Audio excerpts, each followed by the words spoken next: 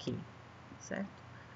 Então, isso aqui a gente já foi dito de uma maneira geral, né, que a organização geral do RUP é baseada nesses elementos, né, existe um fluxo de atividades, as atividades, elas apresentam passos que precisam ser seguidos para que as suas saídas sejam geradas, ela precisa também de insumos de entrada para que essas atividades também sejam realizadas, e o RUP estabelece um conjunto de guias e templates que a gente pode estar utilizando para apoiar a realização dessas atividades.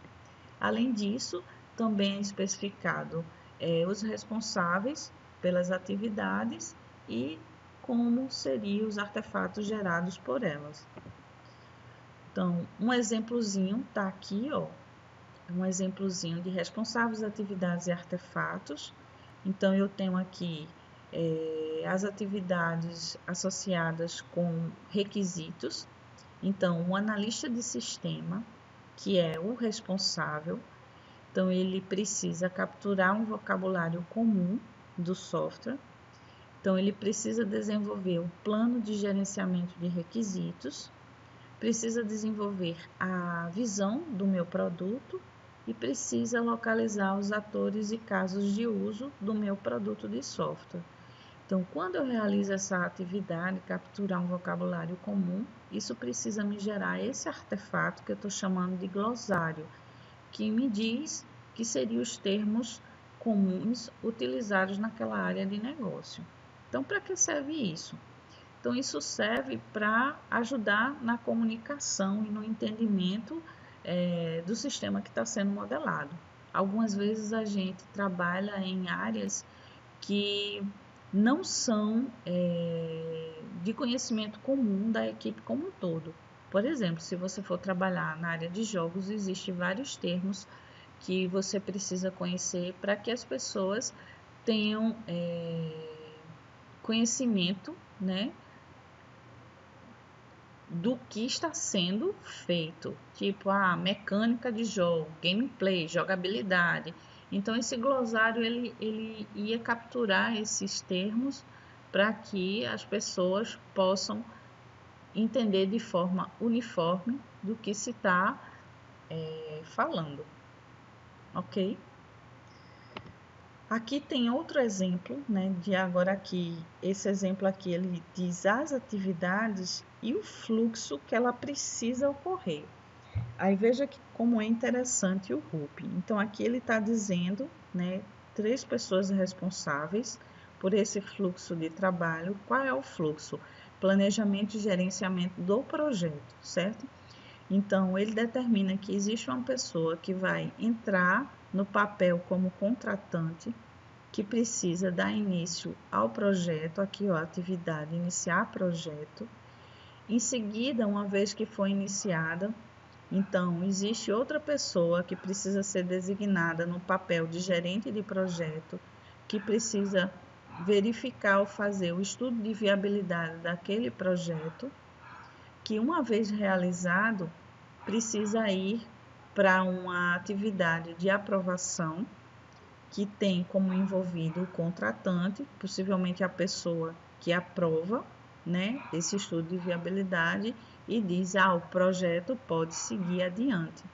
Então, uma vez seguindo adiante, ele vem aqui para realizar a atividade, identificar risco, identificou risco, desenvolver o plano do projeto, certo? Que essa atividade aqui exige que essa daqui esteja também feita, certo? O arquiteto quer priorizar os casos de uso. Então, para eu desenvolver esse plano de projeto, eu preciso que alguém especifique os casos de uso e priorize.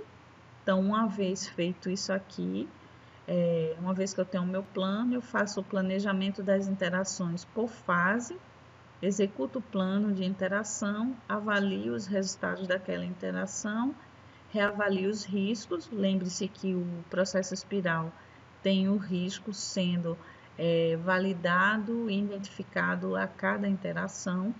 Então, isso é focado aqui.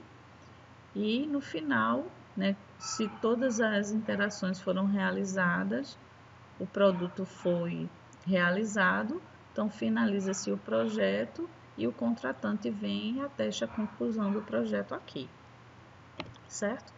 Então, aqui é um outro exemplo, eu não vou repetir, já foi dito, né? Então, o interessante é vocês ficarem cientes dessa nomenclatura, né?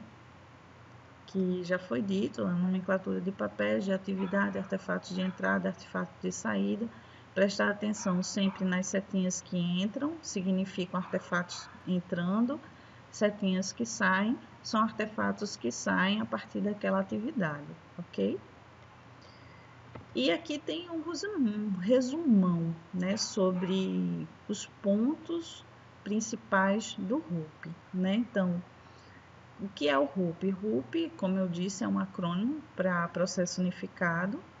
Então, o RUP define um conjunto de fases, que é concepção, elaboração, construção e transição.